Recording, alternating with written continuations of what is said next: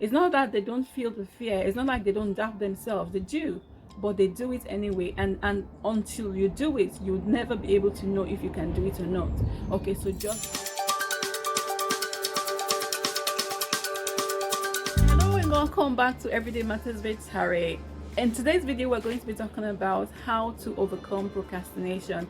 And this is a follow-up of my first video. My last video, I talked about the reasons why people procrastinate. If you haven't seen that video, I'll put the link in this up here, and I'll also put it in the description box so that you can find out the reasons why people actually procrastinate. Okay, but today we're going a bit further to talk about how to overcome procrastination. So if you find out that you are a procrastinator or a chronic procrastinator for that matter, then there are ways that you can help yourself to overcome this procrastination, and that's what we're going to be talking about today. But before I go on, if this is your first time of coming to my channel and you want to learn about how to be the best version of yourself and also how to build better and positive relationship, then click on the subscribe button on your right hand side, turn on the notification bell so you'll be the first person to be notified every time I upload a new video. Like I said before, today we're going to be talking about how to overcome procrastination. Okay, so now you've identified that you've got an issue with procrastination, which of course is a habit that will form over time. So you've identified that you've got this habit of procrastination. How do you overcome it? Okay, so the first thing that you want to do if you want to overcome procrastination is to decide what it is that you want to do. So what is it that you want to do that you've been procrastinating on? Are you wanting to start a relationship? Are you wanting to get married? Are you wanting to start a new business? Are you wanting to start a course? Do you need to get a new job? Are you wanting to build yourself to become a better version of yourself? Do you want to read a bit more every day? So you need to decide, first of all, what it is that you really want to do that you know that you've been procrastinating about. Okay, and the second thing, which is really important as well, is to ask yourself why you want to do this thing, because your why is really important. If your why is strong enough, then you will be able to go ahead and do it. But if your why is not strong enough, then the likelihood of you doing it is very slim. Say for instance, you're wanting to do something because someone else is doing it, then the likelihood of you not doing it, it's high. Okay, or maybe you want to do it for the sake of doing it because you feel like doing it because everyone else is doing it, then the likelihood of you going ahead to complete that task is actually slim.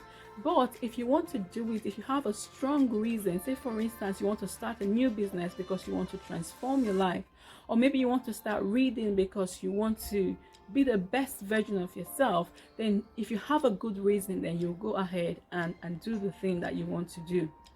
Okay, so I said the first point is to identify, to decide what you want, find out why, and the third thing you want to do is to find out your trigger. So what is it that has been making you to procrastinate all this while? So you've been wanting to do the same thing for a long time, but you've been procrastinating. Then you want to find out what exactly is the trigger for your procrastination. And remember, we said that there are different reasons why people procrastinate. It could be fear of failure, fear of people's opinion. It might just be the fact that you're being rebellious, or maybe you're waiting for the right time, or maybe there's some people that like to do things at last minute. Okay, they like that adrenaline of being under pressure. There are people like that. So another reason why people procrastinate is as a result of a lack of a know-how. So you want to do something so badly, you've got passion for this thing, you've got a motive, you've got this drive to do it, but you just don't know how to do it. And this definitely has happened to me before, wanting to do something so badly. I've got my goal set, I've got my plans, I've got everything, but the know-how was what kept me from doing it. Okay, so in this case, what do you do? Okay, there's so many ways that you need to get information. So what you want to do is seek for information, and there's so many ways that we can get information now. We have the internet that you can go to. Ask Google. Google will give you the information you need. We've got YouTube as well. We've got different websites that you can go to. You can ask someone. You can decide to do a course just to help you get more information about what you want to do. Another thing that you want to do is to, say for instance you've decided what you want to do, then what you want to do as well is to break your goals down into smaller bits, because sometimes people are afraid of doing something because they are looking at the big picture, and because they are looking at the big picture, they are not able to do it because they don't know how. So what you want to do is to break those goals. Say for instance, you've decided to do something over a period of time, then maybe you want to break it down into smaller goals, like 1 month or 2 months or 3 months, something that you want to do to achieve that goal. Okay, because a lot of times when you look at the big picture, it sometimes makes people afraid. So you don't want that. You want to break it down into smaller bits. And the other thing I'm going to talk about is to just do it.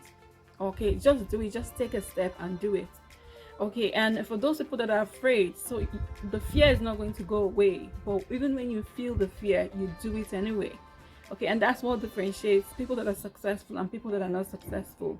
It's not that they don't feel the fear, it's not like they don't doubt themselves, they do, but they do it anyway. And until you do it, you'll never be able to know if you can do it or not. Okay, so just do it.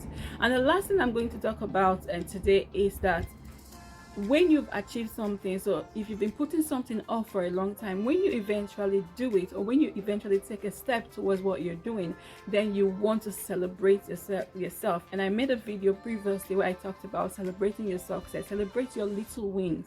So if you've taken a step towards achieving your goal, towards not procrastinating on something that you've been putting off for a long time, then you want to celebrate yourself. You want to celebrate your success. Okay, so these are just a few tips from me today. I hope this have been helpful. If it has, give this video a thumbs up, like and share this video with your friends and family, and don't forget to subscribe to my channel if you haven't already done so.